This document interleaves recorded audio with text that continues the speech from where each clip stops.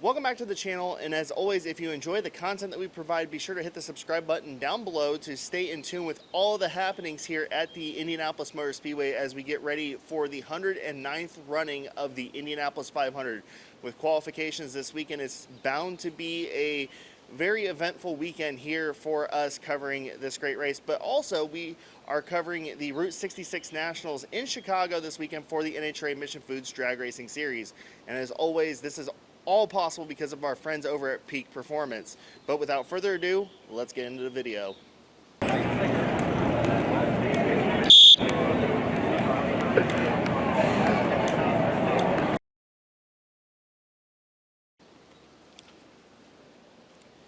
Fast Friday is always guaranteed to give us one of the most entertaining days of the month of May.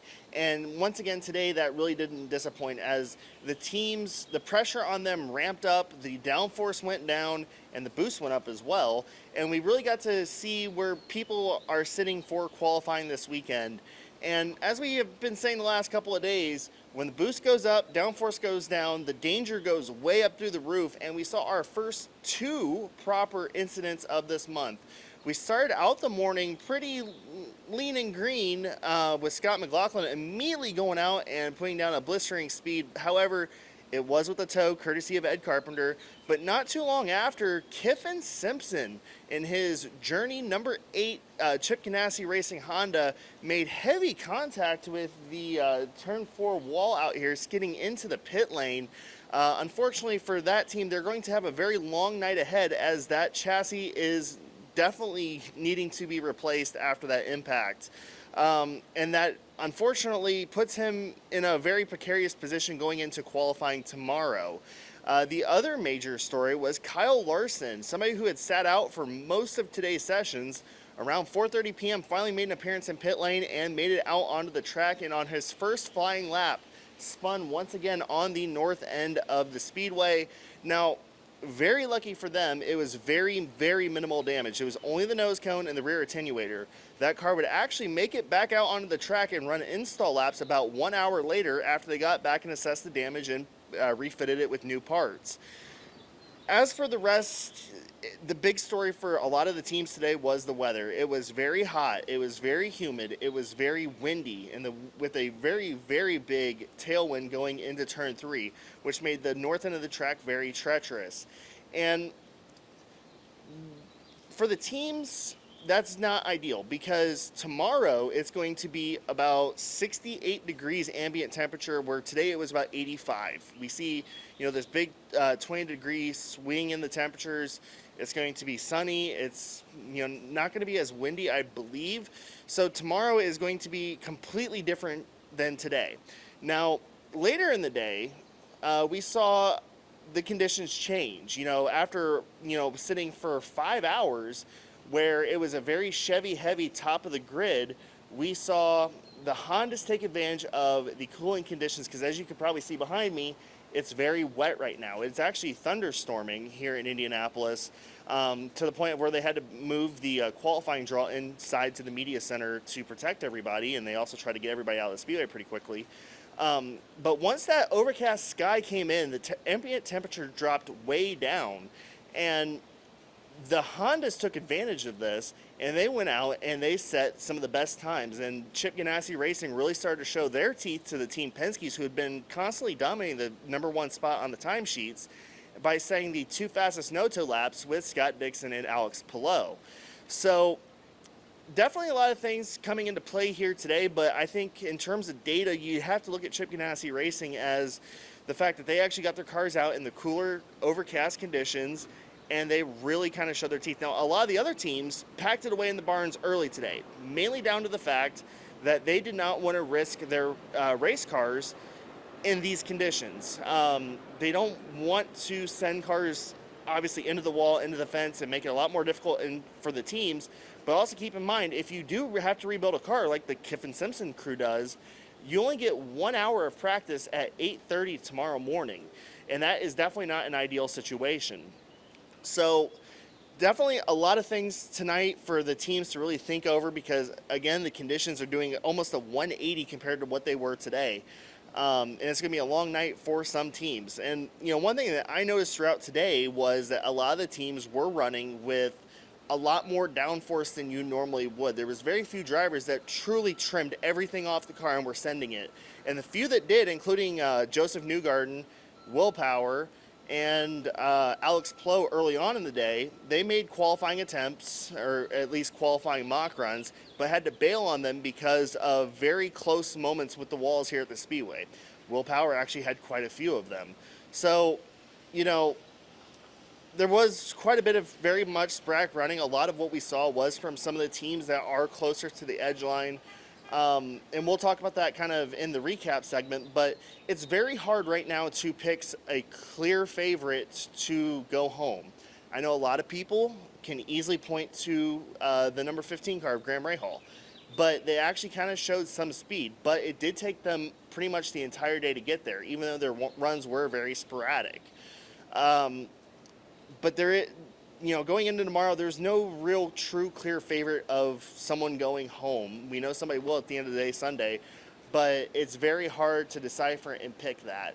And to be honest, it's very hard to decipher and pick out, the last chunk of the Fast 12. We know some names that almost certainly will be in there unless something crazy happens. But, this field, speed-wise is spread apart, but it's also in a way close together, if that makes sense. So, without further ado, we're going to go ahead and hear a word from our partners over at Peak Performance, and then we're going to dive into the fastest and the 10 fastest and the 10 slowest no-toe speeds from today, and we'll look forward to day one of qualifying tomorrow. Protect your vehicle with Peak Original Equipment Technology. Our formulas match the vehicle manufacturer's technology requirements so that we have the perfect match for every vehicle. And topping the no-toe charts for Fast Friday, we have Scott Dixon in his number 9 PNC Bank Honda for Chip Ganassi Racing with a 232.561. Scott Dixon would also throw down the best 4-lap average towards the end of the day in his 5 p.m. run. Almost likewise can be said for Alex Palou with a 232.528, not too far off his heels.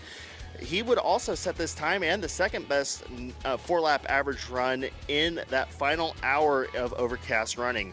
Third place, another Honda from Kyle Kirkwood in his Andretti Global entry with a 232.107. In fourth place, yet another Honda from Andretti Autosport or Andretti Global with Colton Herta at a 232.066. Fifth place, we see the best of the Penske's and the best of the Chevy entries with Scott McLaughlin at a 232.005. In sixth place, his Team Penske teammate of Will Power with a 231.983. Back at seventh place, we find the best of the McLarens as well as, coincidentally, number 7 of Christian Lundgaard with a 231.814. Eighth place, we see Juncos Hollinger Racing, who are showing out very strongly this month of May at the Indianapolis Motor Speedway. Connor Daly puts down a 231.689. Ninth place, we see the best of the Meyer-Shank Racing Hondas with Marcus Armstrong, a car that had waited to the very end of the day to present for their mock qualifying runs.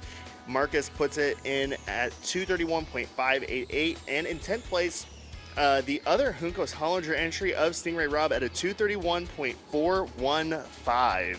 And looking at the bottom 10 of your Fast Friday no-toe speeds, we have Alexander Rossi, a little bit of a surprise seeing him that far down at a 229.632. 26th place, Jacob Abel in his Dale Coyne Racing entry, the throwback to Danny Sullivan some 40 years ago at 229.611. 27th place, fans of Graham Rahal can rejoice a little bit as he's not down at the very, very bottom. He's clocks it in with a 229.527. This time was set as one of the last mock qualifying runs of today. In 28th place, we have one of the Dreyer and Reinbold entries of 2014 winner Ryan Hunter-Reay at a 229.355. In 29th place, the second of the RLL cars to make this list, Devlin DeFrancesco at a 229.166. In 30th place, a little bit surprised to see Nolan Siegel this far down in his McLaren entry. He clocks in today at 229.095. 31st, we find the other Dreyer and Reinbold entry of Jack Harvey at 229.013. 32nd, we find the Prema entry of Callum Ilott. A little bit of a surprise to see him this far down on the single lap no-toe list today. He would actually be the slowest of the cars that had a representative time at a 2:28.902. 33rd, we see Kyle Larson, who had very limited running. He only had one or 3/4 of one flying lap around here today before his incident, and then would only run install laps. So only his warm-up lap was counted today at a 2:14.223. And at the very bottom of the list, Kiffin Simpson with no representative time as he had crashed on his first flying lap of his mock qualifying run. As I mentioned before, he will be going to a new chassis for tomorrow. Well, tomorrow is certainly going to be an interesting day. We're going to see a complete 180, almost like right now, because the sun's starting to peek back out. And when we started this, it was pouring down rain. We're going to see a complete 180. It's going to be cold. It's going to be sunny. It's maybe looking to be windy again, too. So, the real question is for these teams, how much do they want to put on the line?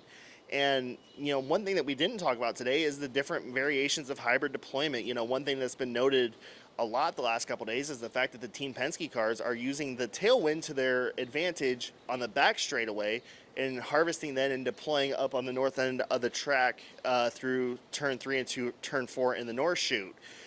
The other cars, they've been saving it, most of their cars, I should say, have been saving it until the very, very end of their mock qualifying runs and deploying out of turn number 4 coming to the checkered flag. So there's a lot of variables tomorrow, and, there's no real pick, favorite to, be in that last row shootout.